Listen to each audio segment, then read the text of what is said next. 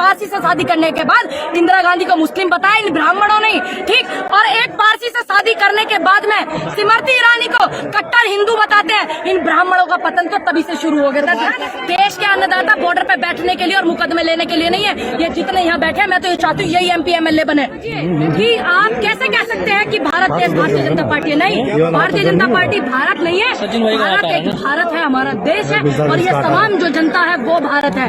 ये भारतीय जनता पार्टी भारत नहीं है, पूर्ण रूप से विरोध करते हैं हम इस बात का। आप लोग करते हो कि नहीं?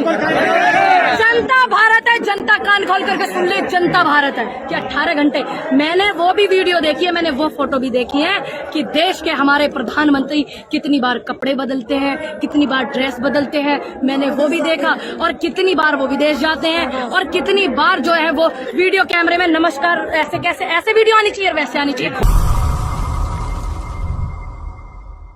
भाजपा के नेता का बयान मैंने सुना, इन ब्राह्मणों का पतन तो जब से ही शुरू हो गया था, जब इन्होंने अपनी ही बेटी को ये बोला था कि इंदिरा गांधी जी को, आयरन लेडी को इन्होंने ये बोला था ना कि इसने शादी मुस्लिम से करी।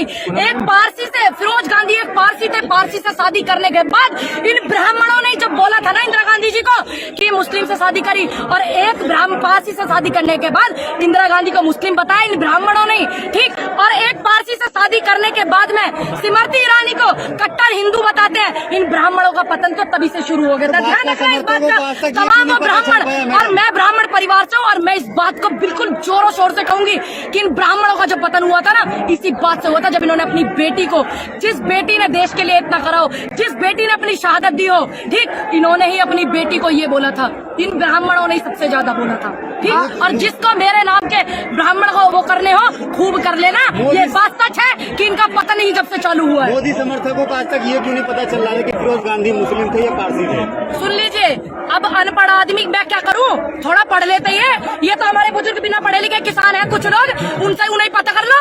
सबको पता है इंदिरा गांधी जी के पति फिरोज गांधी पारसी थे, कितनों को पता है? आप निकालिए रिकॉर्ड, आप निकालिए, ठीक। उसके बाद सबसे ज्यादा इस रूपरेखा में, सबसे ज्यादा इस रूपरेखा में हमारे समाज का वो था जब अपनी ही बेटी को इन्होंने ऐसे बोला था, तब से इनका पता। पूनम जी, एक सवाल है कि जो नेता थे वो इलेक्शन लड़ने चले गए, जो किसान क्यों लड़ेंगे, क्यों नहीं लड़ेंगे इलेक्शन? देश के अन्नदाता बॉर्डर पे बैठने के लिए और मुकदमे लेने के लिए नहीं है। ये जितने यहाँ बैठे हैं, मैं तो ये चाहती हूँ यही MP MLA बने। मैं तो ये चाहती हूँ जब हमारी आवाज को ऊंचा उठाएंगे। और तमाम ऐसे पत्रकार जो है नहीं है, इस तरीके के सवाल करके युवाओं के मनोबल को डाउन करते हैं। क्यों? क्योंकि ये तो चाहते नहीं, सरकार भी नहीं चाहती। कुछ पत्रकार ऐसे हैं वो भी नहीं चाहते कि देश का जो अन्नदाता बॉर्डर पे बैठा था, जो नौजवान बॉर्डर पे बैठा था, वो MP MLA बने। क्यों? क्योंकि वही जाकर के हमारी आवाज को बुलंद करेंगे संसद में, विधानसभा में, क्योंकि वो अच्छे से रखेंगे हमारी बात को। क्या बॉर्डर पे बैठ करके किसान का बालक मुकद नहीं लेगा? सुन लीजिए, आज मैं इस बात को कहती हूँ, आपको क्या तकलीफ है अगर कोई किसान का बालक MP MLA बने? आपको समस्या है, आपको सबसे ज्यादा समस्या है, इसीलिए आप ऐसे सवाल करते हैं। देश का अन्नदाता का बालक जो है मुकदमे नहीं लेगा, वो मुकदमे लेगा, अगर धरना करेगा, आंदोलन करेगा, तो वो MP MLA बन के हमारी आवाज भी उठावे। जब जब आपके खिलाफ कुछ लोग हो जाएं, और जब जब आपके खिलाफ देश का मीडिया, ऐसा मीडिया, मिनिस्ट्री मीडिया जो बैठा हुआ है, वो आपके खिलाफ हो गए, यानी कि किसानों के खिलाफ, देश के नेता आपके खिलाफ हो गए, देश के बड़े बड़े तमाम नेता, तो मान लीजिए कि किसान से बड़ी कोई ताकत किसी की नहीं। किसानों की क्या मांग है? भैया ये देखो, जब हम आंदोलन कर रहे थे तो चुनाव, यूपी में चुनाव था, आंदोलन को स्थगित कराया गया। आप जैसे तमाम पत्रकारों ने बोला मैडम बिल तो रद्द हो गए, अब आप चले जाइए, सब लोग और भी तमाम किसानों को, तो हमने भी भरोसा जताया, क्योंकि भाई हमारे प्रधानमंत्री कोई आम कार्यकर्ता तो कह नहीं रहा। स्वामीनाथन रिपोर्ट के लिए, MSP के लिए, शहीद किसानों के लिए शहीदी का दर्जा, लखीमपुर कांड जो हुआ, इन सबके जो मुद्दे थे, ये आम व्यक्ति से नहीं बात करी थी। 5,000 पेंशन पूरे देश में जो 5,000 की पेंशन जो थी वो लागू की जाए। तो ये तमाम ये मुद्दे हैं, इसको लेकर के आज यहाँ पर किसान आया है। अगर ये समस्याओं का समाधान नहीं होएगा तो यहाँ जंतर मंतर को छोड़िए, पूरे देश में आंदोलन होगा। नहीं है, लेकिन वो तो कहते हैं, मोदी जी कहते हैं हमारी भारतीय जनता पार्टी ही सरकार है, किसानों की पार्टी। देखिए मेरी बात सुनिए, ये पूरे देश के लोगों को पता है कि कभी भी कोई पार्टी देश नहीं हो सकती। देखिए आज आजाद भारत में है, आप इस बात को समझिए कि आप कैसे कह सकते हैं कि भारत देश भारतीय जनता पार्टी है? नहीं, भारतीय जनता पार्टी भारत नहीं है, भारत एक भारत है, हमारा देश है, और ये तमाम जो जनता है वो भारत है। ये भारतीय जनता पार्टी भारत नहीं है, पूर्ण रूप से विरोध करते हैं हम इस बात का। आप लोग करते हो कि नहीं? जनता भारत है, जनता कान खोल करके सुन ले, जनता भारत है। मोदी जी मतलब किसान के साथ नहीं है। साथ अगर वो होते तो जो शहीद किसान हुए हैं वो ये नहीं कहते कि किसान कोई शहीद नहीं हुआ, किसान नहीं हुआ शहीद, हमारे पास रिकॉर्ड नहीं है, ये नहीं कहती सरकार। अगर उनको किसानों से होता है इतना प्यार। उनकी पार्टी के नेताओं ने तो कहा था कि हमारी सरकार में आज तक किसानों ने आत्महत्या नहीं की है। रिकॉर्ड उठाइए 2014 के बाद के, आप रिकॉर्ड उठाइए, तमाम वो रिकॉर्ड उठाइए 2014 से पहले के भी और तो 2014 के बाद के भी। इसलिए रिकॉर्ड उठाइए कि बेटियों के बलात्कार कितने हुए, बेरोजगारी में कितना ज्यादा हमारे देश का युवा बेरोजगारी का शिकार हुआ और कितने तमाम युवाओं ने आत्महत्या करी, कितने किसानों ने आत्महत्या करी, कितने किसानों का खामियाजा हुआ। और एक रिकॉर्ड ये भी उठाइए 2014 के बाद से कि तानाशाही 2014 से पहले किसानों पर थी कि अब है, और आंदोलन देश में कितने चल रहे हैं 2014 के बाद। मोदी सरकार तो कह रहे कि हमने दोगुनी करनी है इनकम, आप कह रही एक मिनट, आपकी हुई इनकम दोगुनी? आप बताइए पत्रकार महोदय, हुई क्या आपकी? हुआ मत करिए, जवाब दीजिए, आपकी इनकम दोगुनी हुई? नहीं हुई। किसानों की नहीं हुई, आपकी हुई। किसानों से मत, आप किसान की बेटी नहीं है, आप किसानों की बेटी नहीं है, आप बेटी किसानों की है कि नहीं है? है कि नहीं है बेटी? नहीं है आप किसानों की बेटी, तो इसलिए आपको किसानों का दर्द और तकलीफ नहीं पता है। आपकी आय दोगुनी हुई? नहीं, आपको नहीं पता इसलिए दर्द। जी, प्रधानमंत्री जो है सब देश को नहीं मिलता जो 18-18 घंटे काम करे, जो अपना पूरा संसार को त्याग करके देश हित में काम करे पूंजीपतियों के लिए। देखिए हमारे देश में ऐसे प्रधानमंत्री हुए हैं, आप मत भूलिए, जिन्होंने देश के लिए शहादतें दी, जिनके चिथड़े उड़ गए और जिनकी पहचान सिर्फ जूते से हुई थी कि ये उन प्रधानमंत्री का जूता है। तो आप ये मत बताइए कि 18 घंटे।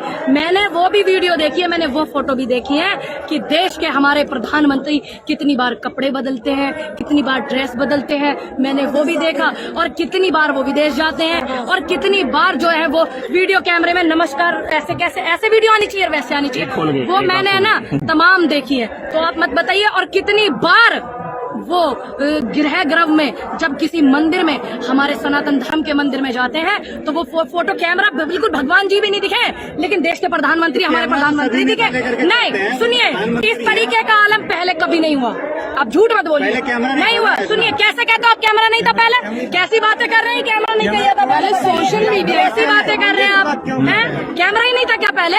ऐसी बातें कर रहे हो आप। राजीव गांधी के टाइम में इतना कैमरा नहीं था तो राजीव गांधी की फोटो कैसे दुनिया को पता कि ये राजीव गांधी जी है?